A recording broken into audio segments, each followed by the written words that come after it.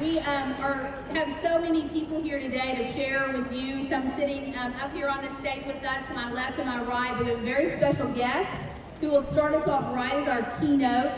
And many of you have heard him before, and I just want to read a short bio of him, and then I would ask that you just give him a good Texas welcome. He's a Texan, and he will want to hear from you out there. Attorney General Greg Abbott is no stranger to the pro-life movement. As Attorney General since 2002, he has successfully defended in the federal and state courts the pro-life laws passed by our legislature and signed by our governor. Those included our state's sonogram law, the very successful ban on defunding of Planned Parenthood, and of course, I'm still defending House Bill 2 that was passed this last special session. Now, before being elected as Attorney General in 2002, Attorney General Greg Abbott served as justice on the Texas Supreme Court, where he consistently voted to uphold the law as written, never legislating from the bench. Personally, Greg Abbott and his wife Cecilia, a former school teacher and principal, have been married for 32 years. They live in Austin with their daughter Audrey. So please join me in welcoming Attorney General Greg Abbott.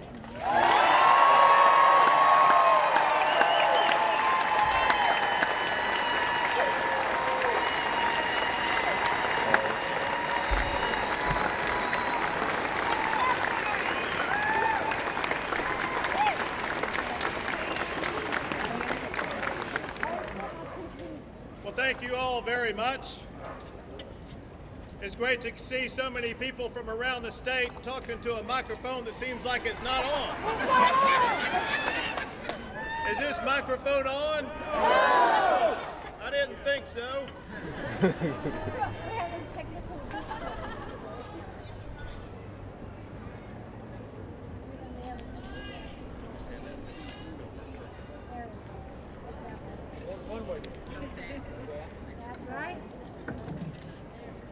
Now can you hear me?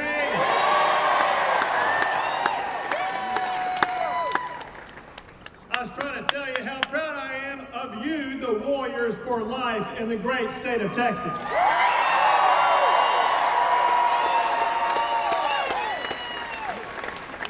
You know, I'm excited to get to see so many people who actually stand up for life.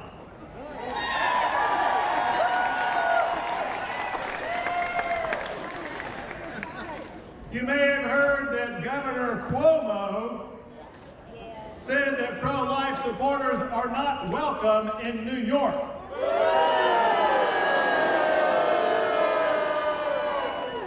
I got a message for Governor Cuomo.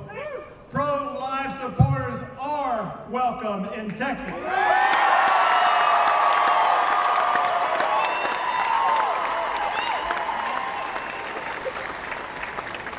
And we will take his New York pro-life supporters just like we are taking their New York jobs.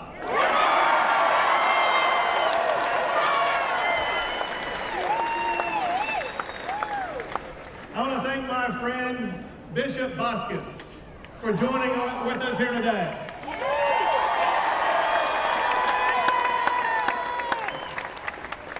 The voice of the Catholic Church is so profound in ensuring that we keep the right to life a sacred right here in Texas.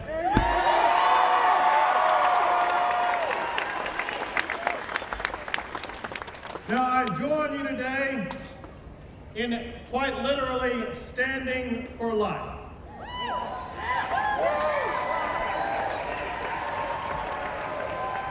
I am a reminder that it does not take legs to take a stand.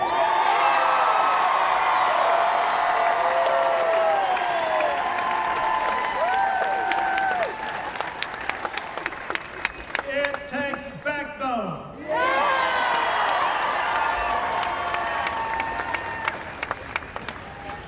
After the accident that put me in this wheelchair, Doctors pieced my life back together by literally piecing my vertebrae back together, and on each side of my vertebrae they inserted 2 steel rods to hold my vertebrae together for the rest of my life. My point in telling you that, and that is, you have often heard politicians get up right here at this very point and tell you that if you elect them to office, they will have a spine of steel. I really do have a steel spine that I'll put every single day.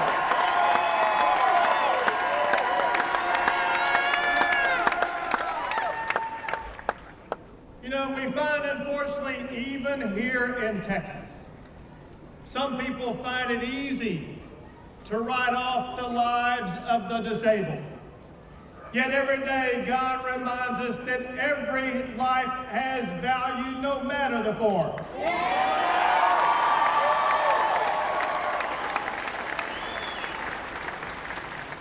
Well, I wanted to be here today to look you in the eye and to personally thank you.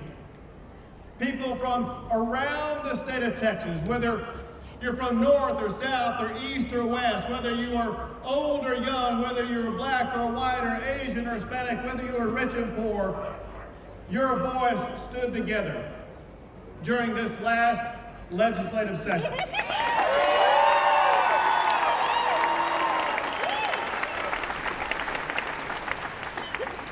On a hot summer night at the end of June, thousands of orange-clad protesters packed the dome right behind me.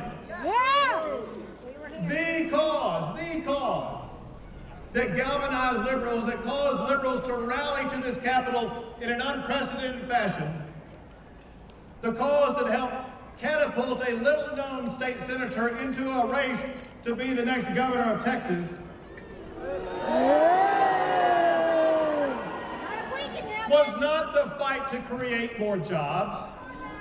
It was not the fight for better schools for our kids. It was not the fight to improve our roads or make our community safer. Instead, it was a fight to be able to abort a baby more than 5 months after pregnancy. It was a fight against safer health care for women, all in the name of protecting late-term abortion.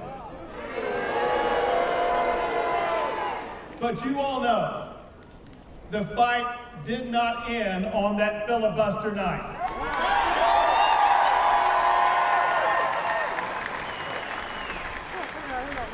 That was just the beginning. The battle was not over until your voices were heard, until the voices of unborn children were heard.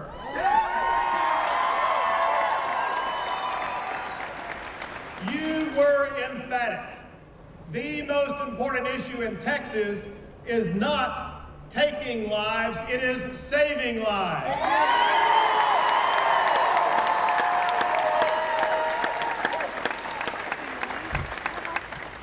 Well, no matter how loud the voices grew in this Capitol chanting for late-term abortion, chanting things like, "Hail Satan,"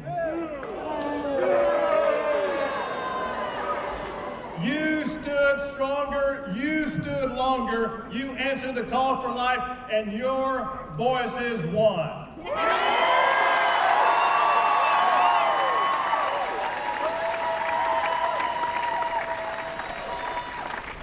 Because of your unwavering passion and commitment to life, the fetal pain bill banning abortions after 5 months of pregnancy is now law in the great state of Texas.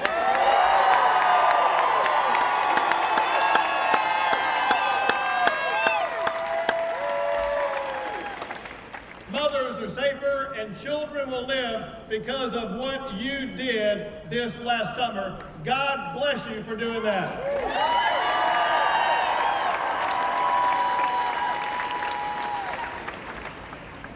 That law is a victory for protecting innocent life and sparing unborn children from unmitigated pain.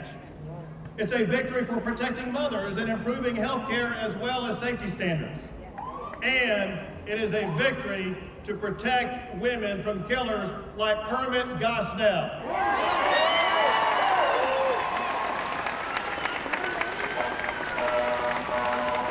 But this law is just the latest example of how Texas is leading the fight in this nation to protect life. Texas may be where Roe versus Wade started, but now Texas is the state that is leading the nation in transforming the laws to protect innocent life.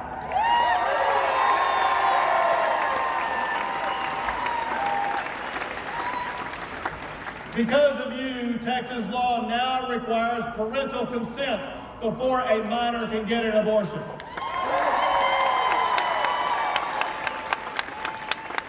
We believe that parents should be the first to know, not the last to know.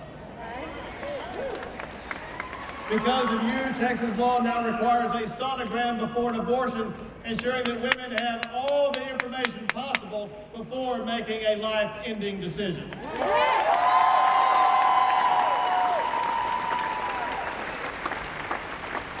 Because of you, Texas law is now defunding Planned Parenthood.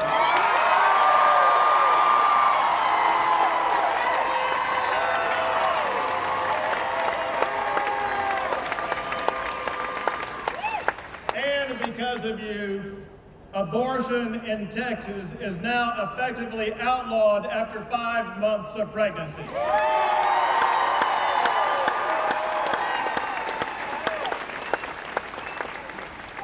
And when those laws have been challenged in court, I've had your back.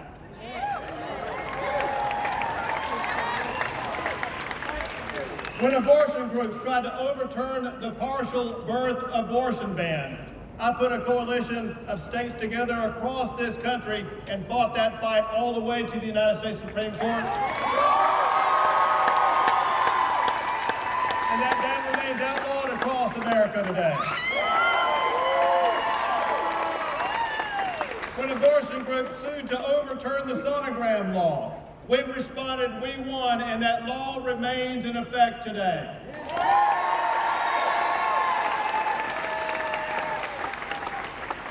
When Planned Parenthood sued to keep your taxpayer dollars flowing into their coffers, we responded, we won. Now Planned Parenthood is having taxpayer money taken away from it.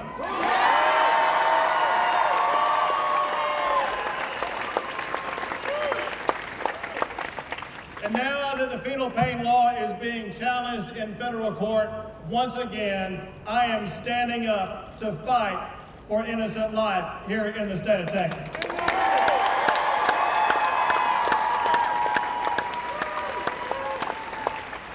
You know, the amazing thing is that critics seem to purposefully mischaracterize the mission behind these laws. They misrepresent what right to life is all about. We strongly embrace all innocent human life, and that means supporting both the child and the mother.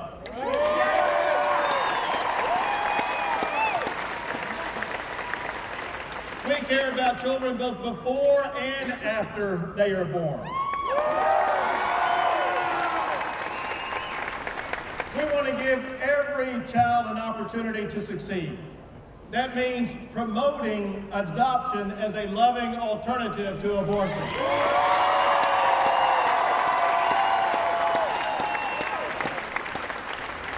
That does mean ensuring that women have better access to health care. It means doing what I have done to collect child support for millions of Texas children to ensure they have food on their plate and clothes on their backs. It means protecting those children as they get older by ensuring they remain safe from child predators who try to exploit them and abuse them.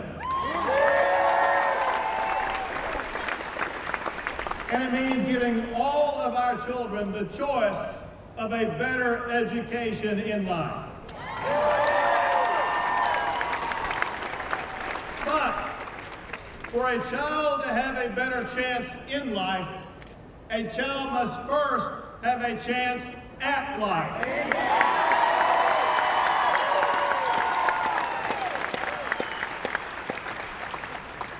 Well, protecting children and restoring the sanctity of life in our time is a huge challenge. Your response to the challenge to protect innocent life is needed now more than ever before. The person who led the fight for late-term abortion is now running to govern this great state. She's partnering with Planned Parenthood to return Texas to late-term abortion on demand. They support abortion even when it causes pain to a child in the womb. Whether or not that happens depends upon each and every one of you and the level of your engagement as we continue the fight for life.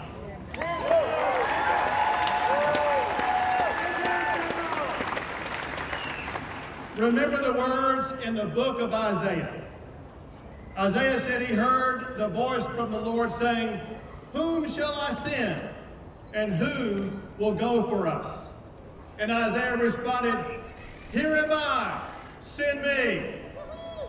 Just like in the book of Isaiah, God may ask of you, "Whom shall I send to defend innocent life?"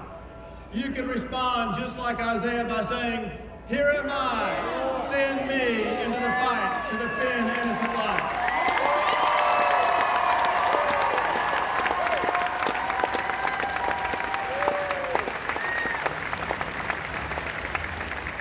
Working together, we can live up to the ideal that every child in Texas has a chance to live. And to do that, we must stand together and stand for life. God bless you all, and may God continue to bless the great state of Texas.